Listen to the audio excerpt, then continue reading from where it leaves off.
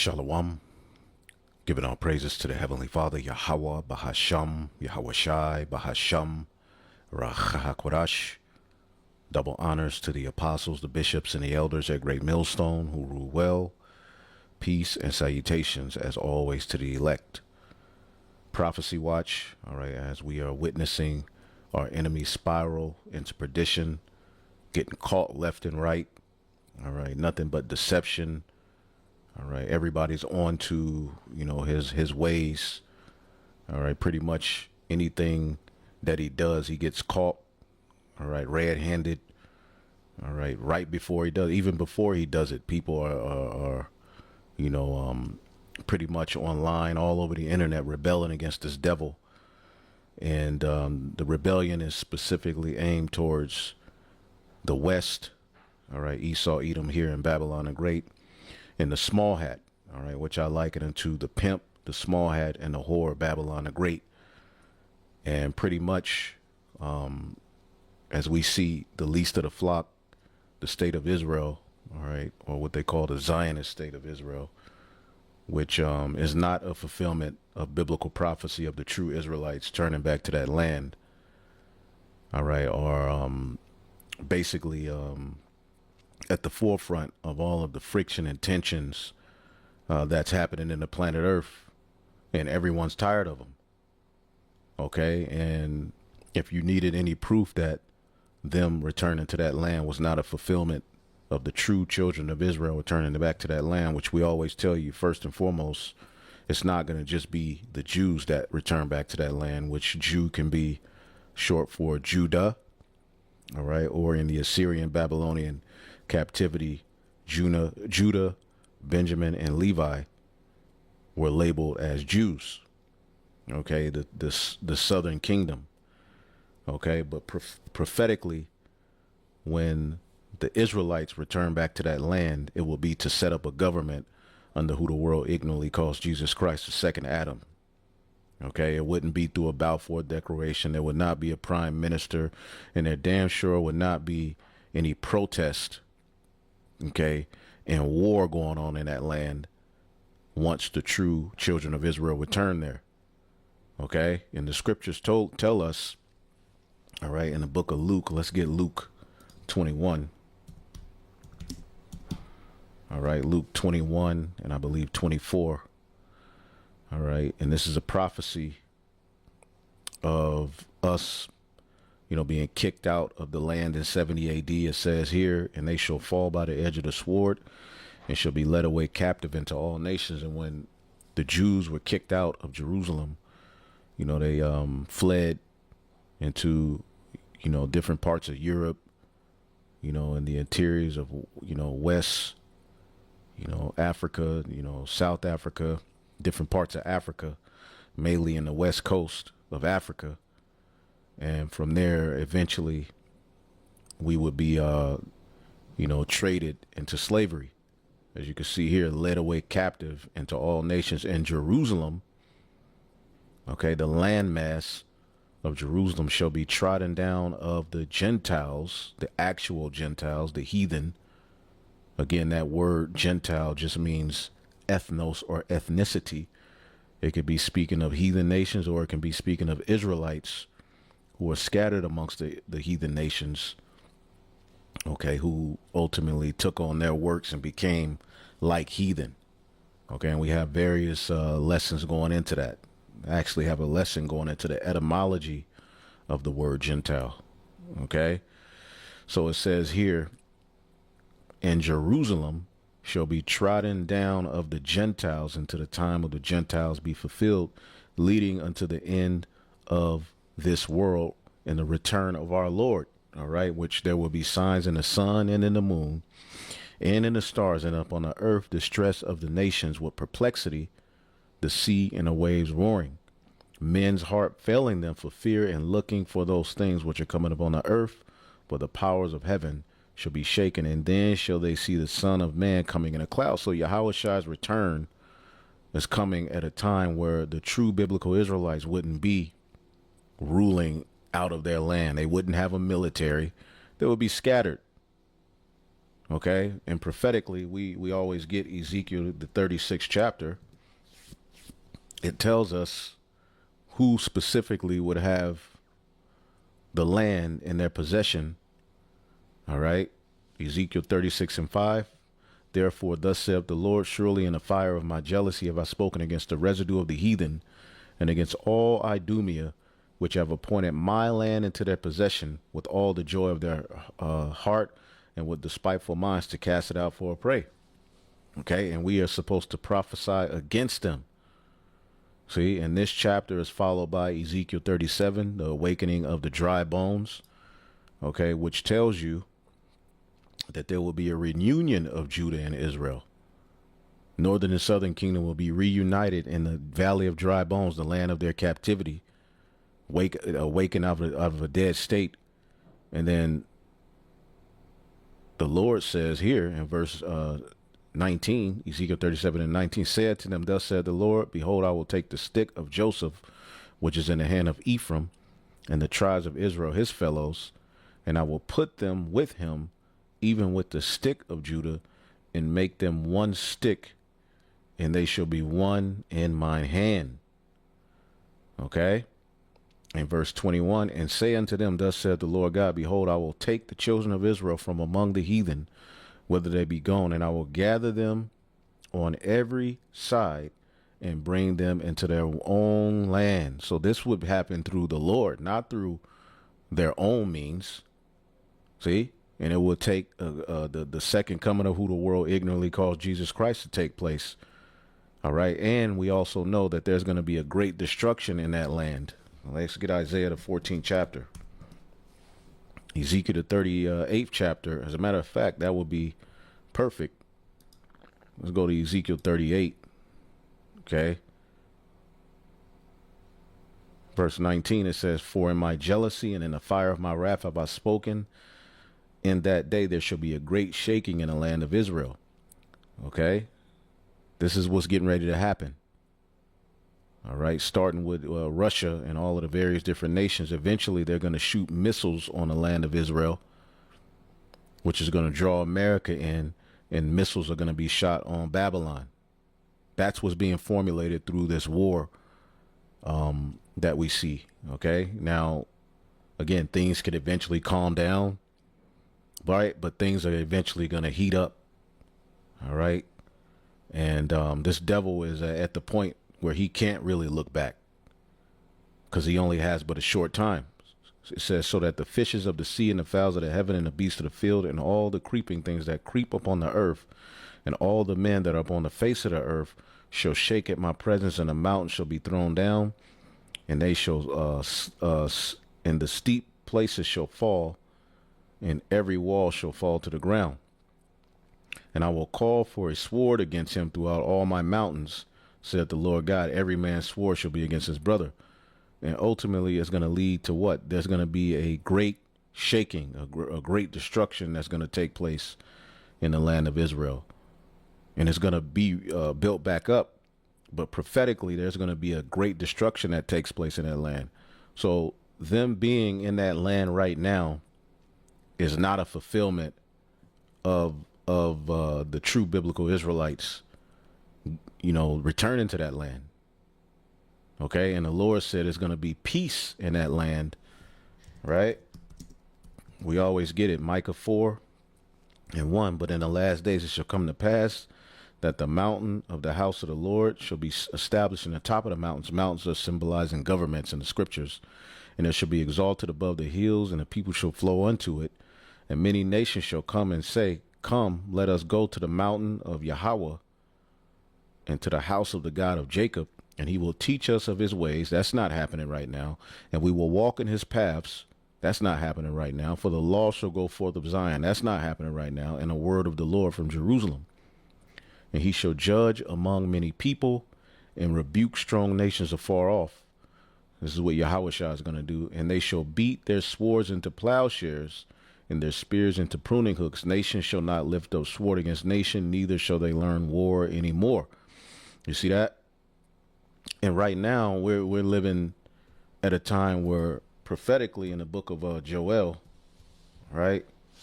the nations are told to beat their swords, right? This is the book of Joel, chapter 3 and 9. Proclaim ye this among the Gentiles. Prepare war, wake up the mighty men. Let all the men of war draw near. Let them come up. Beat your plowshares into swords and your pruning hooks into spears, and let the weak say, I'm strong. This is happening right now, not the reversal. The reversal in the kingdom of heaven, when Israel's set up, is that nations, all right, will be disarmed. There won't be any need for military weapon. So it's various ways we can clearly see that this man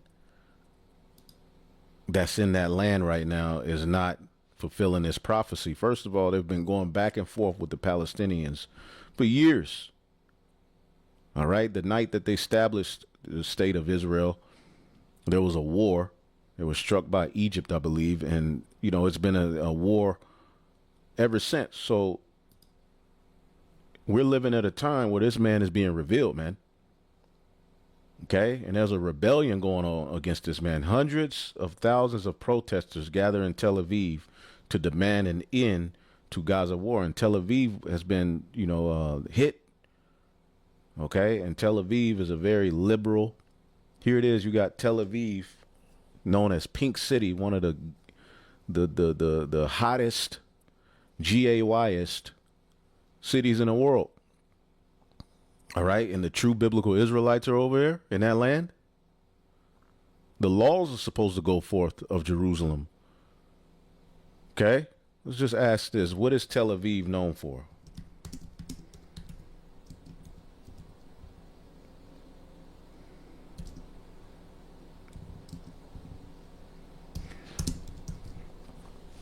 What is Tel Aviv known for? Vibrant culture, commercial capital, known for a city that never sleeps, nightlife. Yeah, they're not going to say it here. What is Tel Aviv Pink City? Boy, they go protect these small hats, boy. Refers to a branding of Tel Aviv, Israel as a top global ubiquitous community tourism designation, evolving from its traditional nickname, the White City, initiated by tourism officials in 2005. The gay capital of the Middle East. See that?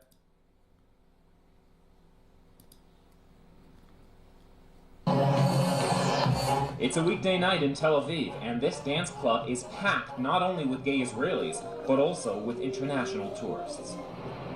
The buzzing seaside metropolis is one of the... Which has recently been crammed enter Tel Aviv and you're... This is Judah. Look at Judah. The gay dream. The government does cut... by promoting pinkwashing its alleged transgression, trying to burst that bubble. So, I mean, we ain't even got to get any more. Clearly, Jerusalem is being trodden down by actual Gentiles until the time of the Gentiles be fulfilled. So here it is. You have protesters gathering in Tel Aviv demanding an end to the Gaza war because it's starting to affect them. Okay? It's starting to affect them, man. Let's listen.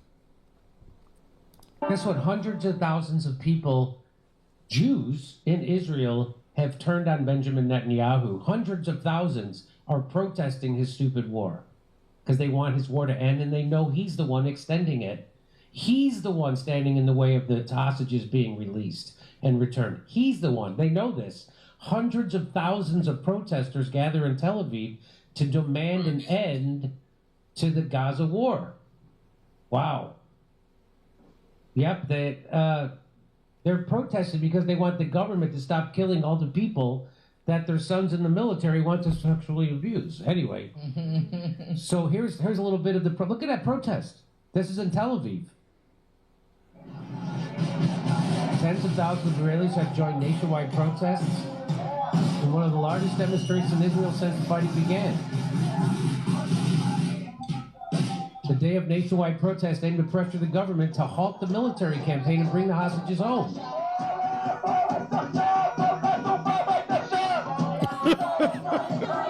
Stop Bibi's war. And speaking of Bibi, right? Like, as a matter of fact, I'm gonna pull up this one first, because this was him supposedly, you know, addressing the nation a couple of days ago, and it came out. It came out to be an AI generated video. Okay, Netanyahu's address to the nation video turned out to be an AI generated video, and in the video he had 6 fingers. The claim that he was offed in the attack is gaining more strength, because here it is. He's at the forefront of Babylon being involved in this mess, right? And he's just went silent. But then he pops up in this video, and that was found out to be AI. And then here's another one, which people are saying that this is AI. And this is why this place got to go, because you never know. And to me, this looks like AI. All right, you know, with some of the AI videos, and some people, somebody, you know, put it in slow motion with the coffee, saying, "How did the coffee?" חוסר של אומרים ברשת שאתה בכלל מת? אני מת על קפה, אתה יודע מה? אני מת על העם שלי. איך הם מתנהגים, פנטסטי. אתה רוצה לספור את מספר אצבעות? אתה יכול להראות לנו? פה.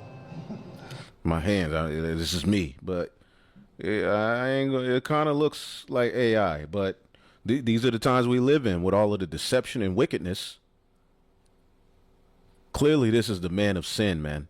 And the fact that, you know, they have this AI out there, now they can just start throwing stuff out there, you know, like this out there, and the people just have people arguing back and forth. But at the end of the day, he could be gone. Okay, a lot of people, you know, strongly believe that he's gone. A lot of people strongly believe that this is AI. You be the judge. ראית? יפה מאוד. לחיים. חושב של המסר לאנשים שיוצאים ומתאווררים? לצאת להתאוורר, אבל ליד מרחב מוגן. I wish you, as I do every year, a happy holiday season beginning with the Festival of Lights. It signifies the age-old belief of the Iranian people that light... I don't know when this one was posted. This is the crowd gathered together for the funeral of 168 schoolgirls who were killed by Trump and Netanyahu. They did not do anything to America. And I think I got an article on that. Let's see. Yeah, this man is just he's out of his mind. Damn, I thought I had an article on it. Hold up.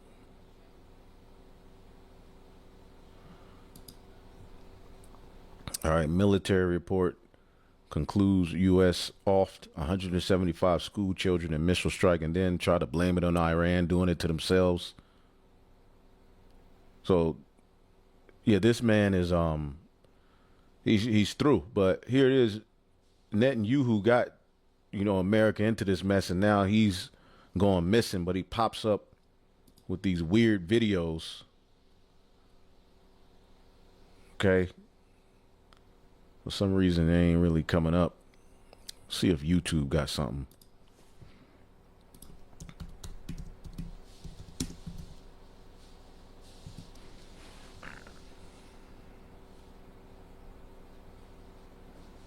Here's one. He got 6 fingers. All right. Okay, I was sitting down to film a video that I had promised I would make y'all about the way that the regime is using video game imagery and rhetoric to represent the war in Iran, and I'm going to get to that next. But no sooner did I open my laptop than I noticed I had an email from someone who said, could you respond, please, to the rumors circulating for the last few days that Bibi Netanyahu has been killed. These achievements are increasing the status of Israel as a superpower more than ever. That's too long. I just wanted to, let's see.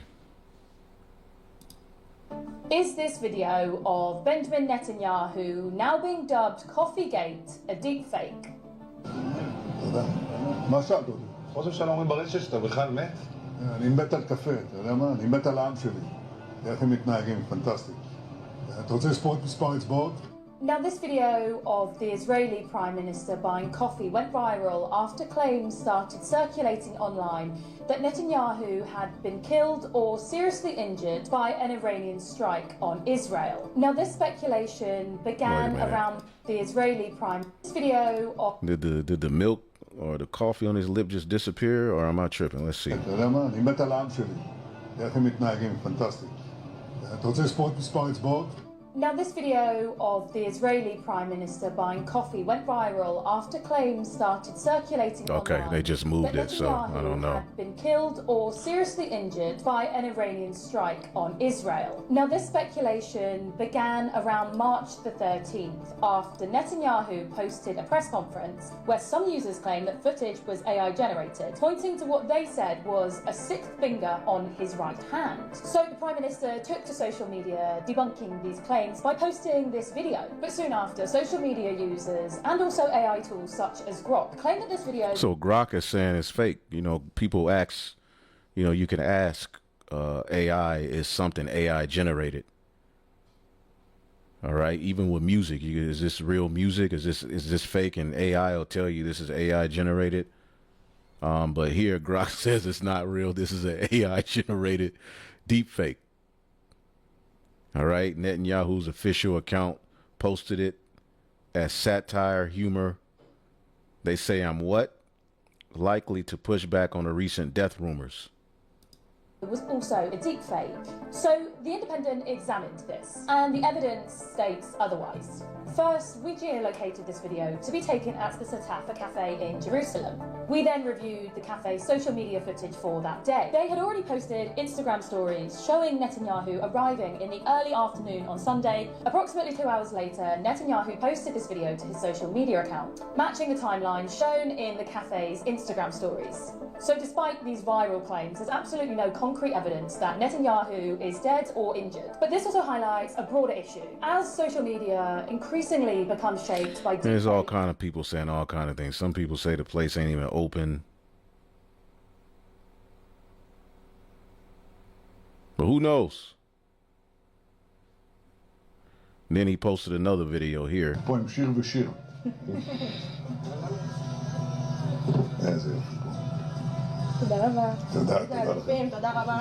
He sure is chilling for a man that got all of it, you know, because if he gets caught outside of Israel, pretty much he'll be in jail for war crimes, man. So this man is through. Who knows what the hell is going on with this man? Either way it goes, he's through. All of them are through. And where's Vocab Malone at? Protesters block roads outside Tel Aviv and Jerusalem. Oh, look, she spits on them. More than 30 protesters were arrested.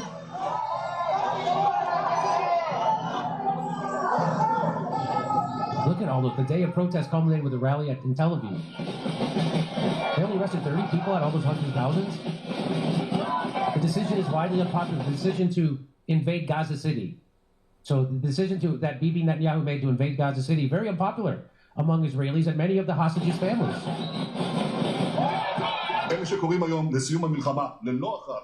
Those who are calling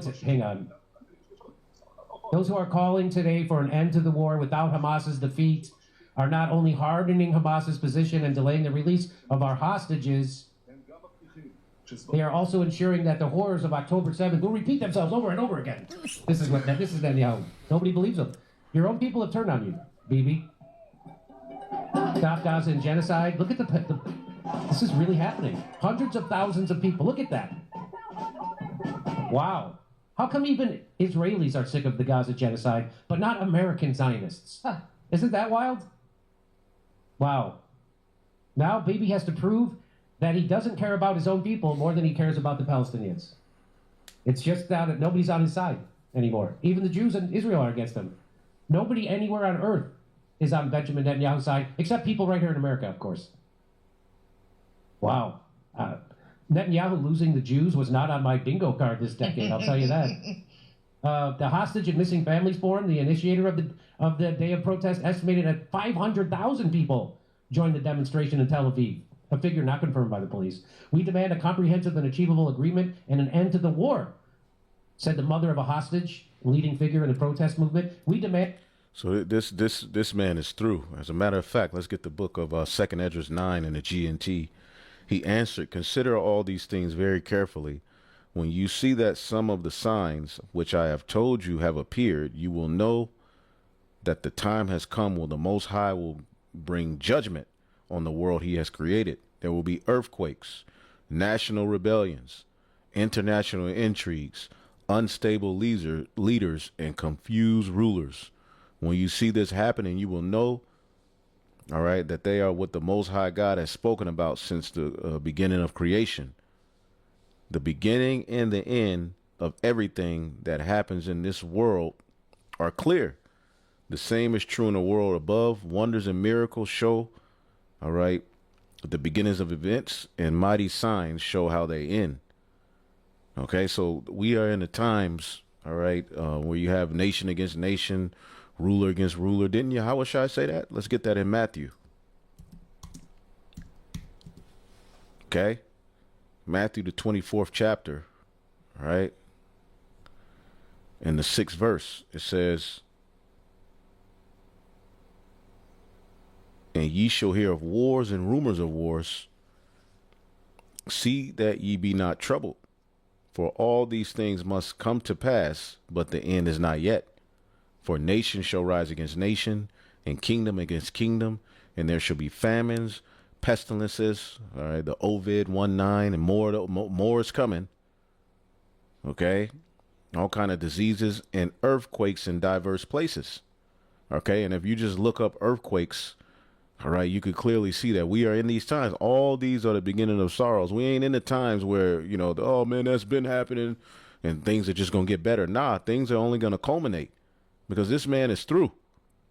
Point blank period, man. It's over for this guy. Okay, he's done too much wickedness. Okay, and Babylon the Great, as a matter of fact, let's play this one too.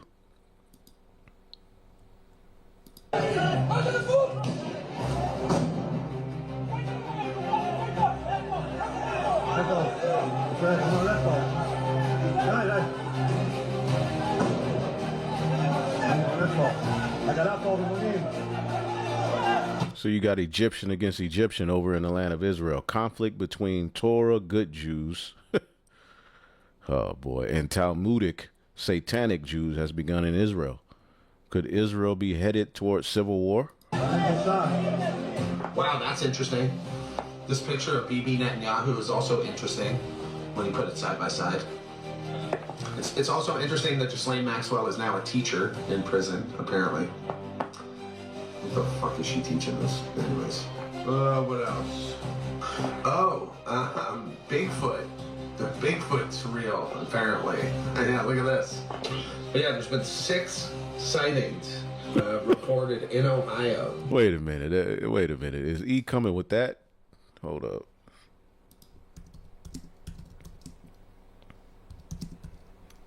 Wait a minute. Is it? Oh, wow. This nigga that brought Bigfoot, which I'm pretty sure it may be something, you know, some form of beast, but come on, man. Bigfoot is in Ohio. I didn't even know about that. Report of sightings are going viral.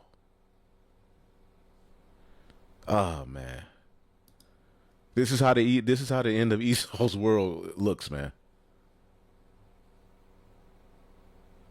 Oh, man. Wow. Okay.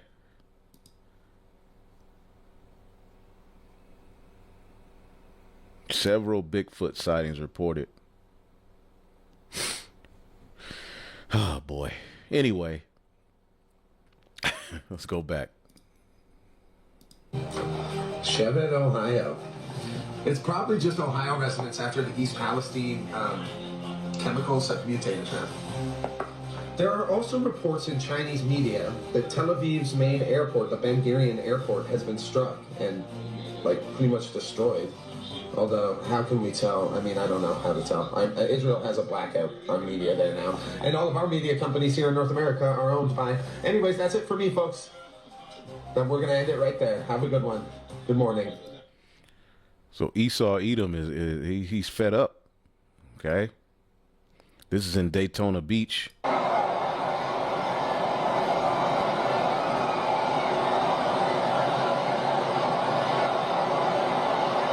to shut this place down. Multiple gunshots.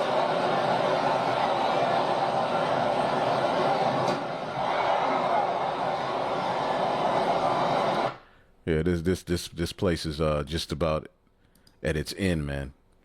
Okay? Call halal Yahweh Bashim Shai. Now, to get into a few other things, all right, this man is Esau Edom's allies, okay, are as a matter of fact, let's pull this video up. We are ready to ensure safe passage through the Strait of Hormuz diplomatically. However, there will be no military participation. Germany was one of several US allies that said on Monday it had no immediate plans to send ships to unblock the Strait of Hormuz. That's after President Donald Trump asked for military support to keep the vital waterway open. Some are very enthusiastic about it and some aren't. Trump's request follows Iran's response to US-Israeli attacks. The country used drones, missiles and mines to effectively close a channel which normally sees a fifth of global oil and liquefied natural gas pass through. Germany, Spain and Italy were among allies that ruled out participating in any mission in the Gulf, at least for now. They cited a desire to avoid escalating conflict or taking action that could imply they were joining it. Berlin's Defence Minister Boris Pistorius said, quote, "This is not our war." What does the world expect? What does Donald Trump expect from, let's say, a handful or two handfuls of European frigates in the Strait of Hormuz that the powerful American Navy cannot accomplish there alone? Other countries like Britain and Denmark said they would consider ways they might help, but also emphasised a need to de-escalate and avoid getting dragged into the war. Meanwhile, Iran's Foreign Minister Abbas Araghchi said on Monday that the Strait of Hormuz is not closed to everyone, quote, "only to our enemies." He added that the US-Israeli war on Iran must come to an end in a way that it will not be repeated again. NATO countries, several of whom have been at the sharp end of criticism from Trump in recent months, are wary of angering the White House. Some signalled willingness to help find a solution, even if plans remain vague for now. So they're trying to find a solution. They don't want to be brought into an escalation. All right. And Trump, warns NATO a very bad future. All right. If allies don't help secure the Strait of Hormuz. All right. See if we can find, let's see if this brings it up. Because usually when you click on these. Check it out. Now that I've reevaluated my workplace benefits and retirement savings with Voya, I'm feeling great. How's your retirement plan going? I'm good. Yeah, I'm ignoring it and hoping for the best. Ignoring it? And hoping for the best. Well, Voya is helping me make the right benefit and investment choices for my future. Check this out, though. Let's do it like this, because come on, I be hating these damn commercials, man. Hold up.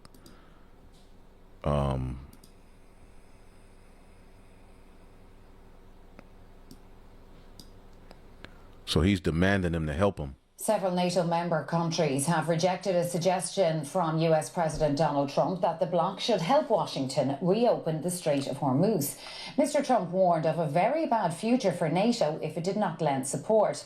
British Prime Minister Keir Starmer instead said he would look at how a broader alliance, including Gulf partners, could assist in reopening the vital oil route. Week 3 of this war, and as Tehran's residents search through what's left after another US airstrike, other countries are searching for ways to tell the US leader they do not want to be drawn any further into this conflict, following Mr. Trump's assertion that it is up to NATO to help reopen the Strait of Hormuz. I mean, we have a situation which we did not provoke, which we don't cause at all. This war started without any consultations before. We can't be at every place to support a war which we didn't start. We are working with others to come up with a credible plan for the Strait of Hormuz to ensure that we can reopen shipping and passage. Because that strait being closed is causing global issues. And I was looking at something where Trump was like, I didn't expect them. Check this out. And power. Look what happened. In the last 2 weeks, they weren't supposed to go after all these other countries in the Middle East. Those missiles were set to go after them. So they hit Qatar, Saudi Arabia, UAE, Bahrain, All U.S. allies in that region. Kuwait. Nobody expected that. We were shocked and power. Oh man, Trump's right that blindsided everyone. Shows you how fast alliances crumble when America's not leading with iron fist. All right. Why didn't Trump expect the strikes to reach Qatar, Saudi Arabia? You didn't expect that. You also didn't expect them to close the Strait of Hormuz. Doesn't sound like there was much planning at all. So the Lord got this man on a crash out mission, man. See? And his own allies, all right, as prophecy says, are turning against him. Okay? Trying to, again, the scriptures talks about how his look will be more stout than his fellows. And his fellows are looking like, look, man, we ain't trying to get involved in all of that. Even Turkey, all right? Erdogan, who we know prophetically is going to eventually side with Russia, says Turkey will not be dragged into Middle East war after Iranian missile incidents. Okay, and some sources are saying that it was the U.S. that shot missiles over on Turkey, which they got intercepted, and they tried to say it was Iran. See? Spain removes ambassador from Israel. Madrid has permanently terminated the diplomatic position as the rift with West Jerusalem deepens over attack against Iran. Spain has permanently withdrawn its ambassador from Israel, formally downgrading the level of diplomatic relations with the country. Okay, the long-strained relations between Madrid and West Jerusalem have deteriorated amid ongoing U.S.-Israeli war against Iran. Spain is the only Western nation that has strongly condemned the attacks.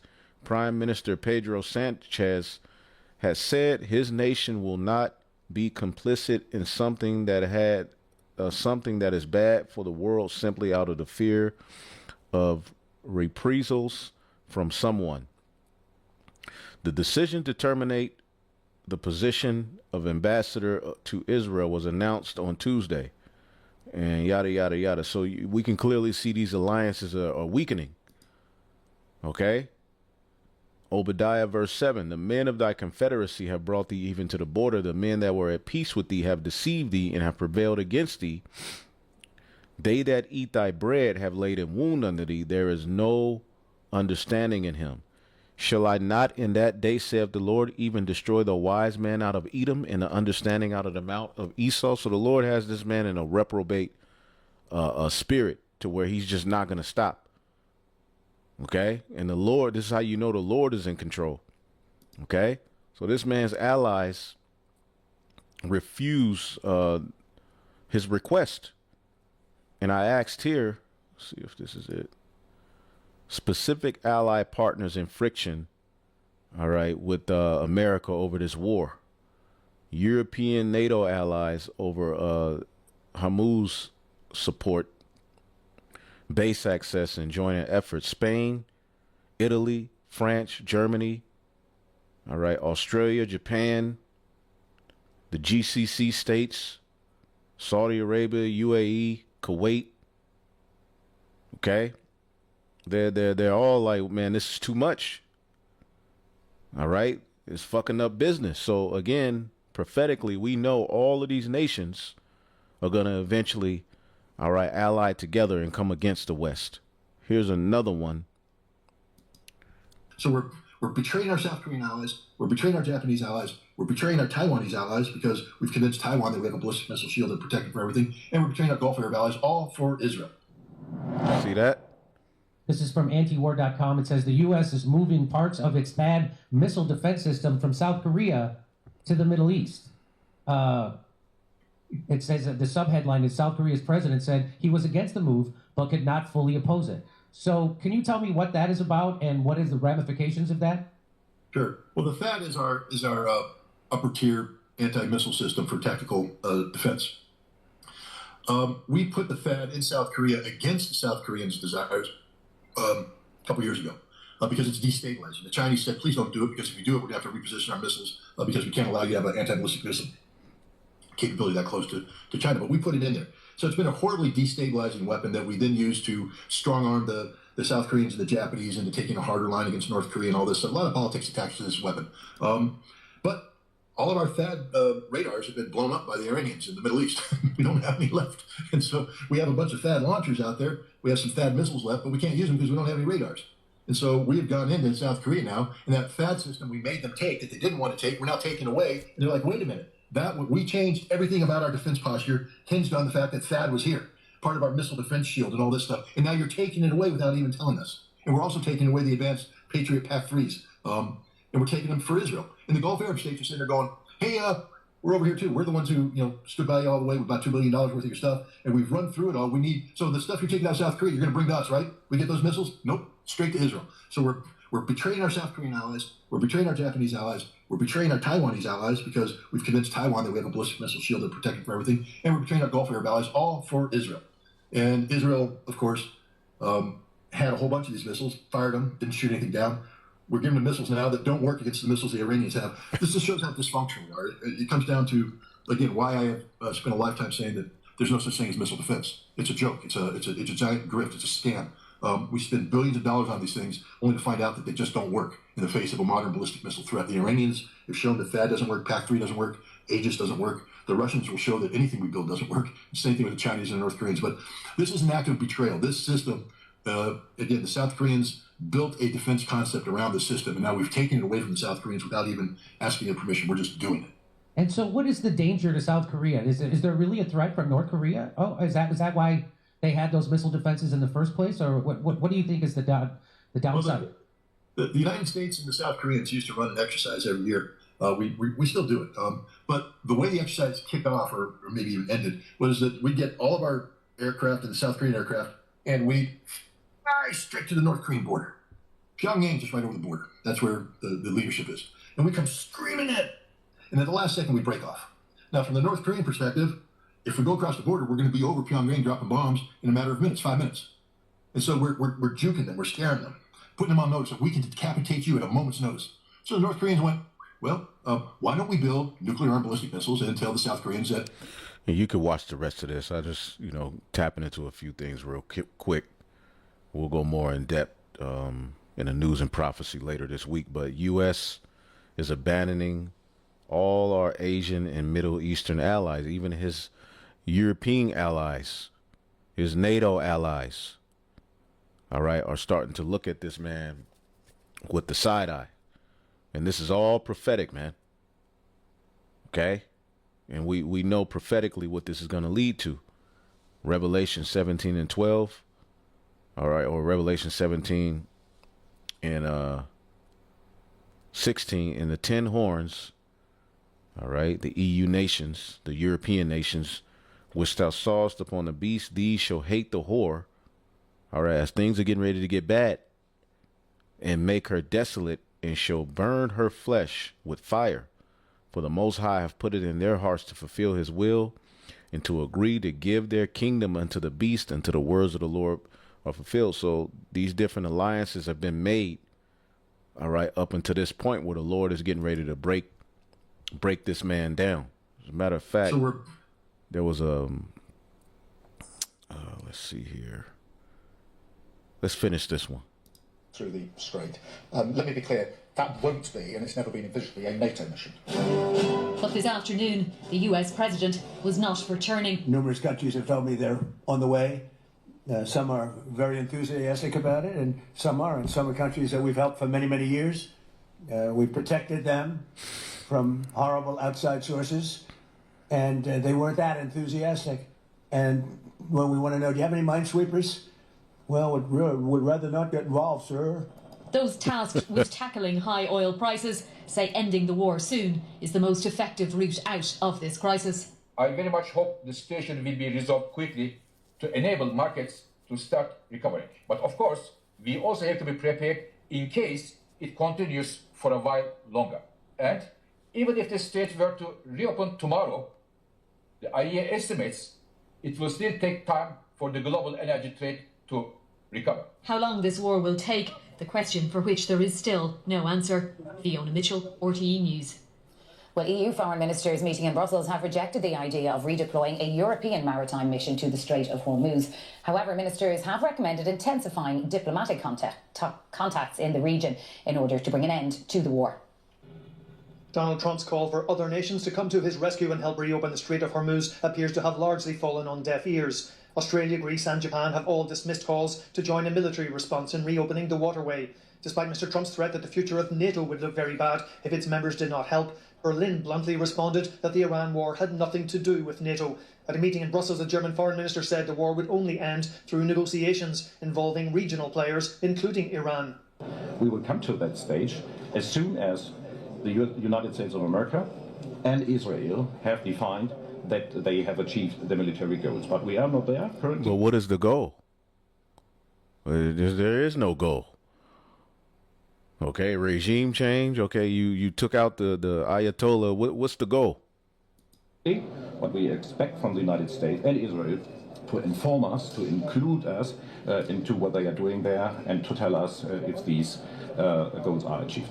The EU does have a mission to protect ships in the Red Sea from attacks by Houthi rebels. Ministers today made it clear that while that mission should be strengthened, there was no intention to redeploy the mission to the Strait of Hormuz. This is not Europe's war, but Europe's interests are directly at stake. As this war expands, the EU's priority remains the protection of our citizens. We have evacuated more than 30,000 from the region, many on the flights also funded and organized by the European Union.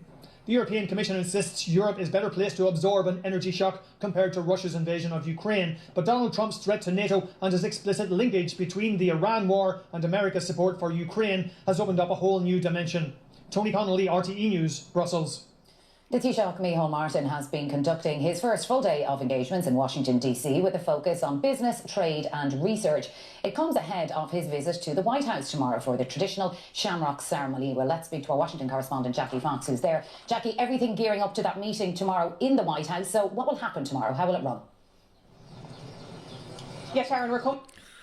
So there was another video I wanted to play. This everything, man. This priest brought out. Let me this is one of the videos he had here. Let's see here.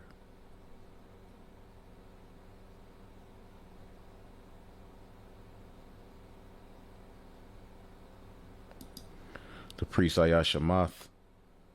Pride have deceived thee. See? Esau's pride is going to lead. It's not going to end well.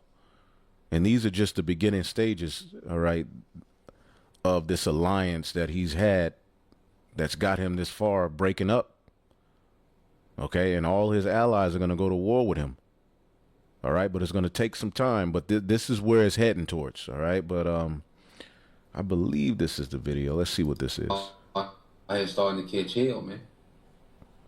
Okay, and I woke up that boy. All right, that wild boy. Okay. I ran and now they starting to catch hell. This is a special report. The situation in occupied Palestine has reached a fever pitch, and what we are witnessing on the streets of Tel Aviv is nothing short of a complete societal collapse masked as a protest. All hell breaks loose is not just a turn of phrase this today. It is the literal reality as anti-war Israeli protesters, in numbers we haven't seen in decades, are clashing with police and gradually taking over major thoroughfares in Tel Aviv. The protesters have taken to the streets of Tel Aviv.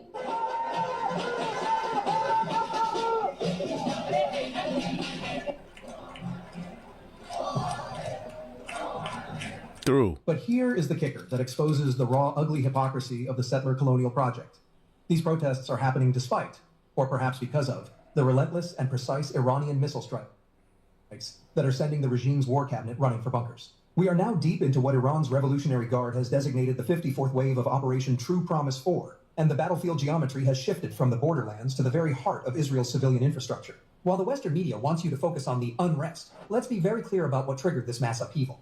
Early this morning, Iran's military launched a coordinated and devastating strike using a combination of hypersonic Fatah missiles and destructive drones, targeting two specific and highly sensitive entities deep inside the occupied territories. The headquarters of the Lahav 433 Special Police Unit, often described as the Israeli FBI, and the Gilat Defense Satellite Communications Center.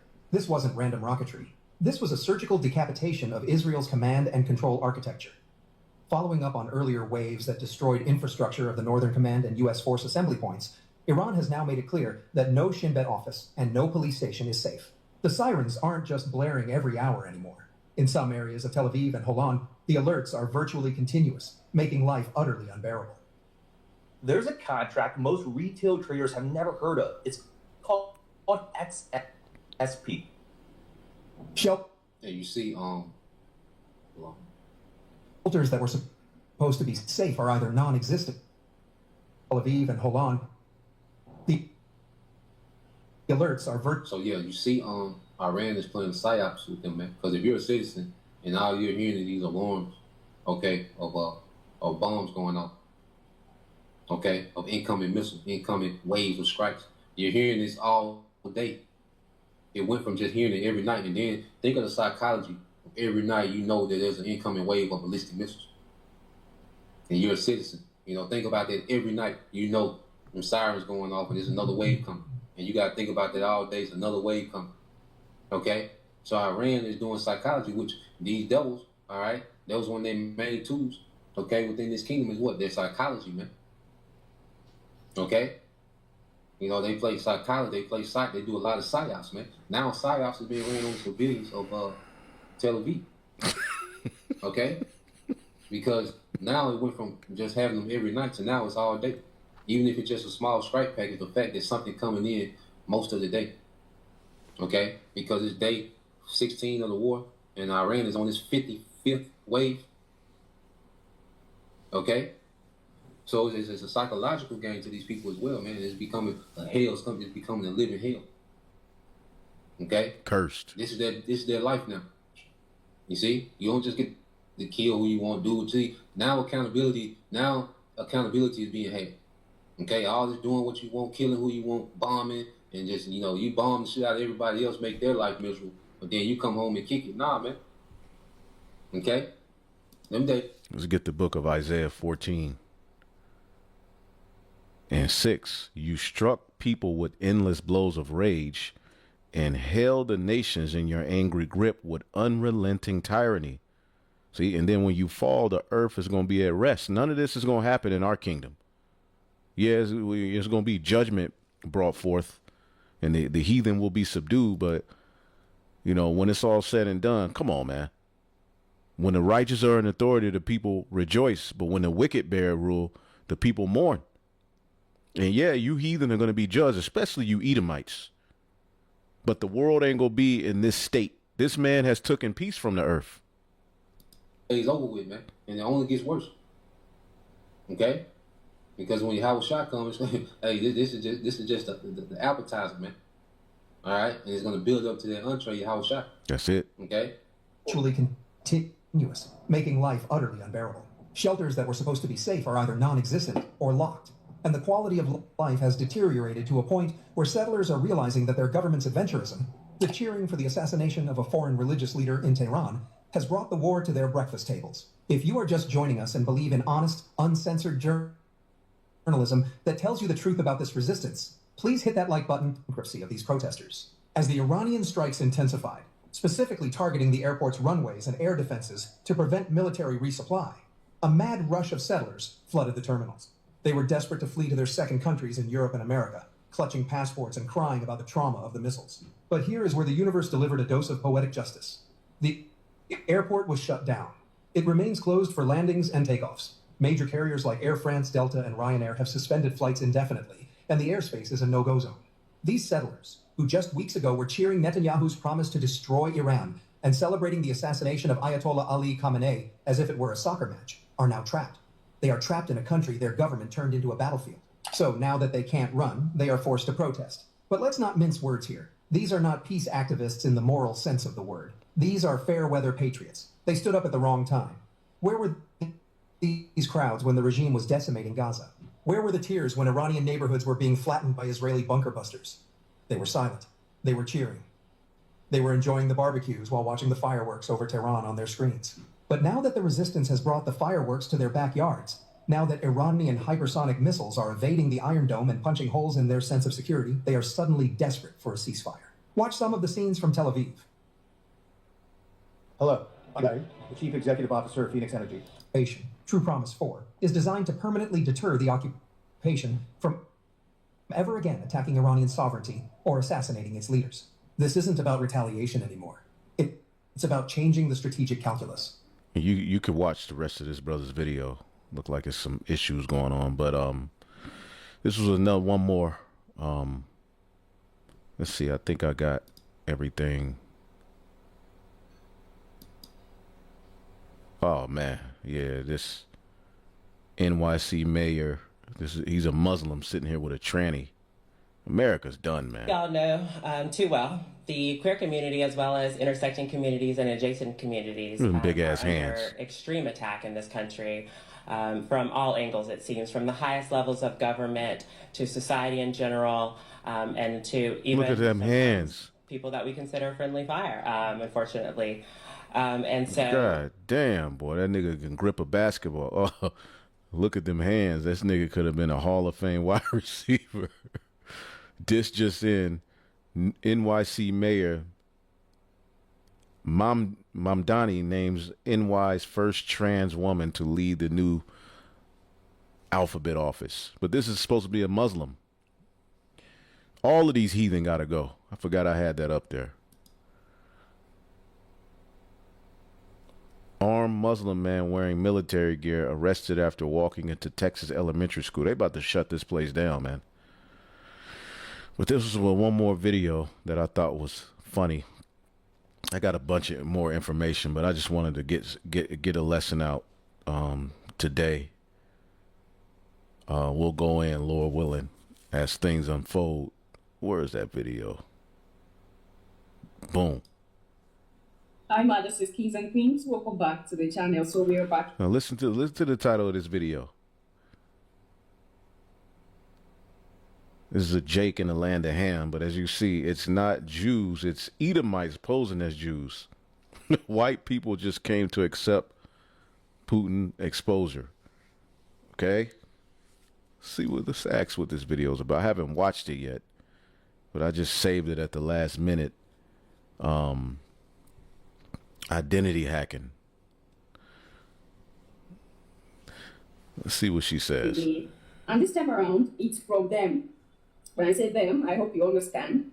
I just feel like, let me just shift this energy right now from us saying and then hear them saying what we have been saying for the past few years, okay? And if you have been here with me, this is something that I've been saying this as long as this channel has been existing. And the singular truth is what is still circulating. And I want to bring it to you right now, this time around, with a shift, and it is from their own end of this particular truth that Abigail have been preaching to you here for the past few years now. Okay? Trust you and yours are well, my majesties, and you're loving yourself and others like always. Many thanks to all of you for the support you give to me. Let's go here. All right, let's listen to this, and then we will continue. So it's not the Jews, it's the Edomites posing as Jews. Edomites are the Canaanites, and if you know the Bible... Edomites are not Canaanites. See, this is why everybody just needs to shut up, man. Edomites are not the Canaanites, man. Two separate nations. Come on, man. Canaanites are of Ham. Esau, Edom, all right, is of Abraham, Isaac, and Esau, not Jacob. And the Lord said that he would make them two nations, man. Goodness gracious, boy. All right, let's listen to this, and then we will continue. So it's not the Jews, it's the Edomites posing as Jews. Edomites are the Canaanites, and if you know the Bible... I've been saying this, it's really not the Jews, it's the Satanists that have hijacked every religion. You know the story of Jacob and Esau. Esau was cursed. He went and married two Canaanite women, and their tribes became the Edomites. No. Well, yeah, the offspring of that union became Edomites. Edomites are not Canaanites, man. Edomites were eventually absorbed into Israel and were converted into Jews. They kept their dastardly... And how did they get absorbed into Israel? Well, what happened was the Khazarian Mafia, which was located north of Israel in that region, all of the neighboring countries got so sick of their disgusting, evil practices that the rulers of the surrounding countries forced them to pick a religion. It forced the leader of the Khazarians to pick a religion to follow, so that way there could be an attempt at peace in that region, and that neighboring countries' traders wouldn't have to deal with passing through Khazaria, where a lot of them actually went missing. So their solution was to force them into a monotheistic religion, and the Khazarians chose Judaism, the Khazarians being Satanists. Ways, and they are the synagogue of Satan that Jesus was rebuking because they were living amongst the Israelites at the time. And from No. That was talking about Israelites, the Jews who were, leaders at that time over the synagogues. But for the sake of, the truth, it can be twofold. But let us break down the scriptures. Now, that history about the Khazars is right. You got this group of people who just disappeared. No, they're still here. When you look into history, the Khazars, they're there, then they just disappear. No, the small hats, all right, are Khazars. Okay, that's them. what I read, King Herod was actually part Edomite. But long story short, they killed No, King Herod was an Edomite. No such thing as part. He was an Edomite. His father was Antipater the Idumean.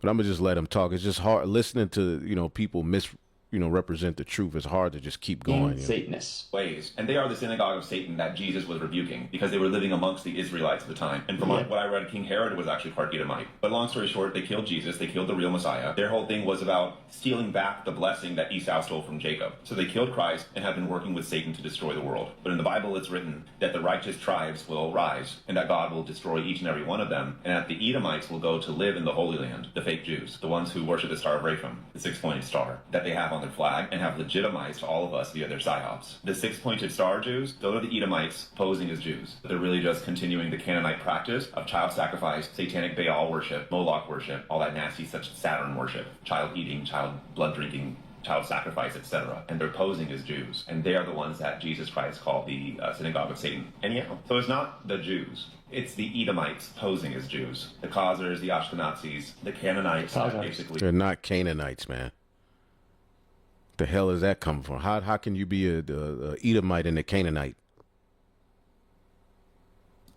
Migrated to Ukraine. But the good thing is, according to the Bible, we don't... Yep, Ukraine. That's a lot of small hats over in Ukraine. Why you think they're getting so much help from the United States? Need to do anything. God is going to smite each and every one of them. And he said he was going to do it when they return to Jerusalem, which they all are. And they're going to try to bring about a fake Messiah, but God's going to destroy each and every one of them. He said he's going to destroy the entire bloodline. Well, this is pretty dark, but it's the truth. These people have hijacked every major religion. It's not just Judaism, but I feel bad for the common Jew, the one that really knows nothing about this and is going about practicing the religion, but has been brainwashed by these Khazars, these synagogue of Satan, these false Jewish worshippers. They've brainwashed these Jews to take the blame for everything they're doing. And unfortunately, this brainwashing has really tainted the minds of a lot of Jews, a lot of people in Israel. And now they're paying the price because they made it seem like it was okay to go and take Palestine. They made it seem like it was okay to take over the entire Middle East for the Greater Israel Project because they're just God's people and it was promised to them 3,000 years ago. Well, the reality is God is a loving God. He would never kill children in his name. These Baal were... Oh, he wouldn't? Again, this is why the only people who should be breaking down the Bible is the prophets, man. They're killing these children in the name of Baal and Moloch, but they're posing as Jews. So if you're a true Jew, break free from these Zionists, break free from these Baal worshippers, and continue your connection with God. And if you're already doing that... And she needs to listen to the true prophets, man. We bring this information out the right way. These people ain't bringing it out the right way. Good for you. Your Majesties, I hope you picked what you needed to pick, and whatever does not serve you, you have repelled it out of you, right? Okay? So the information I want to bring you here is the fact that these people who are posing to be whatever are not what they are posing to be. That is my message. So whatever they say after that, that does not concern me, I have truly away. But there is a singular fact, a singular truth that I in particular, for those of you who have been here, have been talking about for the past few years now. It is what we are seeing today that they are attesting to, that yes, and this singular truth changes the foundation of a lot of things. Because if these people are not the real ones, that means the Yeshua never came from their line. And that is pushing me to another truth. And what is that truth? I told you here that the Bible is mixed with truth and lies, right? Okay, so when you truly want to connect the dots, when you read... See, all these people are through and off. The Bible is mixed with truth and lies. All right. Well, I'll go back and look at the Hebrew Israelites in the United States have been saying this for many years before Putin. Where did Putin say this at? Read the Bible and you read other books. I keep telling you here, if your base of argument against Abigail is just the Bible, then I think you need to do more, because my base of argument is not just the Bible. Whatever you see me go through, any document you see me read, I compare it to what I have read in the past. And what I have read in the past. See, all these people are confusing through. Even though certain people are coming to understandings. What did Putin say, though? I'm trying to figure out what did Putin say. Let's see if we can find it like this.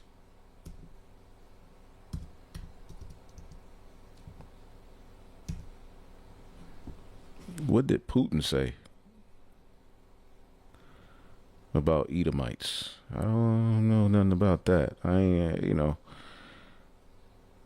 what did he say?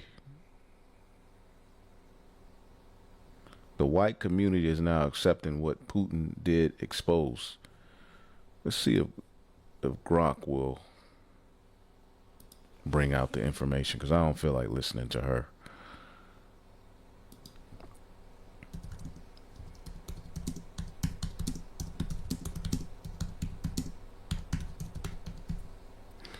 Did Putin ever call the Jews Edomites? Let's see. I never heard of that one. There is no credible evidence that.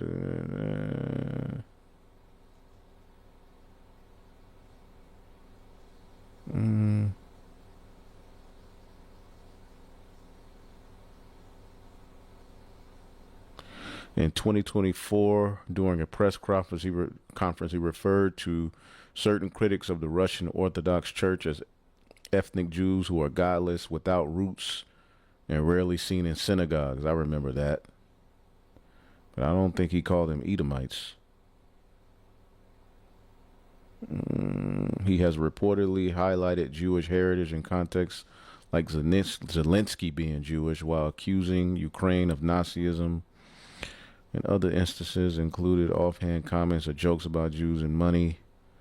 These have drawn criticism for anti-Semitic undertones or stereotypes, but none involve specific term Edomites. I don't know. We'll see. But as you can see, she's just confused, I mean, although this is good, you can do nothing against the truth but for the truth. She's off. As is the majority of the people who are trying to talk about the Bible and talk about prophecy. Leave that to the prophets, man. All right. But this man is at the end of his reign. I just wanted to, get these few things out. Hopefully I'll edify it on to the next.